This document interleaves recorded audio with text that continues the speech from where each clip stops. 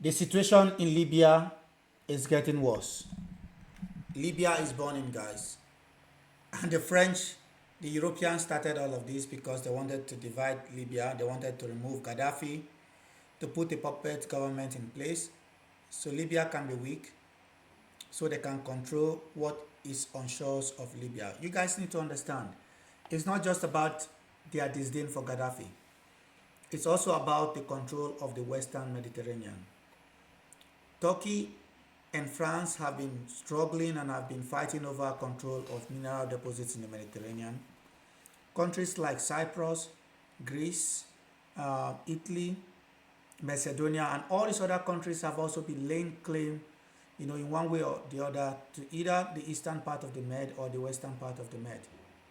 And France have been beating up its chest as one of the major players in the Mediterranean, and this is why they have been trying to force the hand of other actors in the region. In the lead up to the removal of Gaddafi, Libya signed some agreement with Italy for energy deals, and the French did not like that.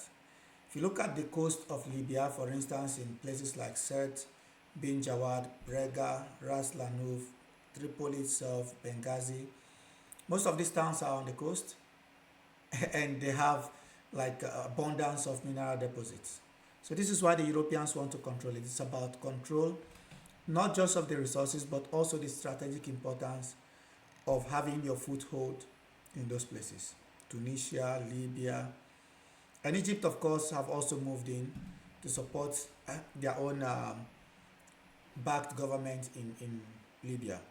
You have one government in Tripoli, which the parliament is somewhere in Tobruk, and then you have another one in Benghazi, led by the renegade general Khalifa Haftar, initially backed by the Americans, then the Russians, and then I think later on other countries started, giving them support because Khalifa Haftar, is well known in the West, particularly in America. He studied in Russia. He has a lot of contact in France. So he's sort of the kind of guy that wants to take over power in Tripoli, but it's proving very difficult because Turkey as well have stepped in and say, hang on a second, we are not going to allow the unification of Libya because then the French and their friends will be the major players in Libya. So it is very complicated. So let's look at what RT is saying. As Tripoli burns, the West shrugs and the rivals quietly moving. Libya has remained divided since 2011 and its people have grown accustomed to living under the threat of renewed conflict. In recent months, tensions have escalated in Tripoli, the capital of Libya, as political factions and armed groups clash after a relatively long period of calm.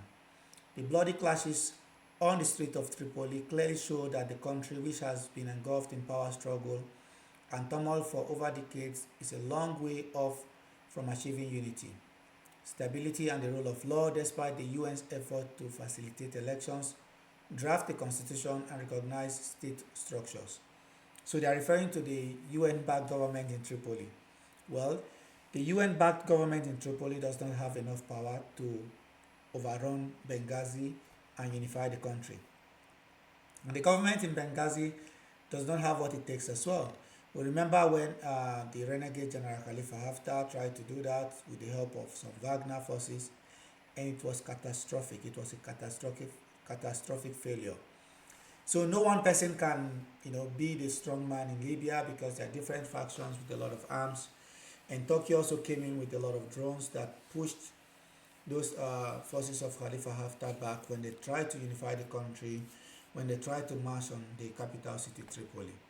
Yeah, the situation is getting worse.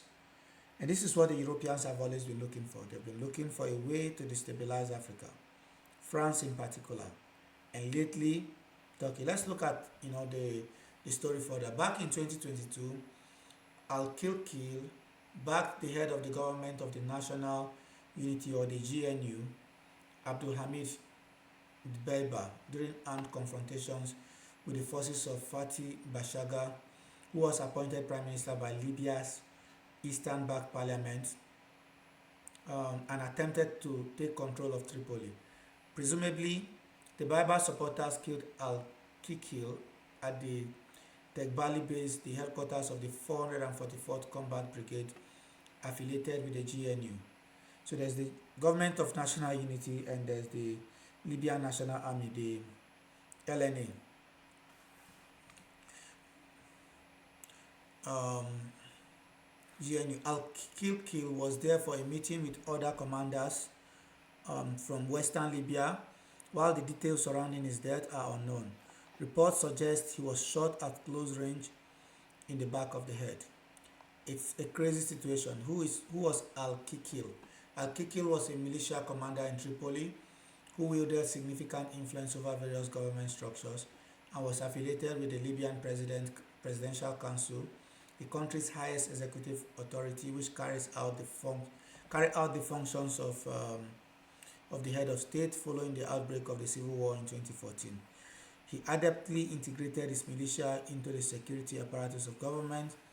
The General Electricity Company was under Al-Kikil's indirect control and was headed by his protege Mohammed al-Mashai.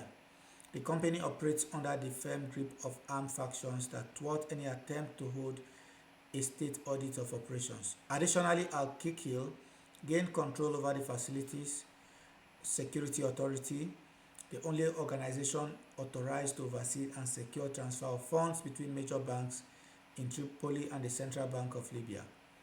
So the issue is that the government, the so-called UN-backed government in Tripoli, is the one that is in charge of the banks that have the authorization to print money and to transfer funds and so on and so forth. So the government in Benghazi, which has a lot of backing, does not have access to those key infrastructure, which is mostly based in Tripoli. So the West have succeeded in breaking up the country, and it's very difficult to find the right balance. And this is why the situation in Libya is getting worse. And you see people from West Africa migrating and trying to go across Libya to Europe are being sold in open slave markets. Particularly those of them from West Africa, countries like Ghana, Nigeria, Liberia, Sierra Leone. You know, they've been using that route as a means of migrating to Europe. And what the Europeans have done again is they have given money to some of these radical groups in Libya to kidnap Africans that are trying to cross the Mediterranean and sell them as slaves.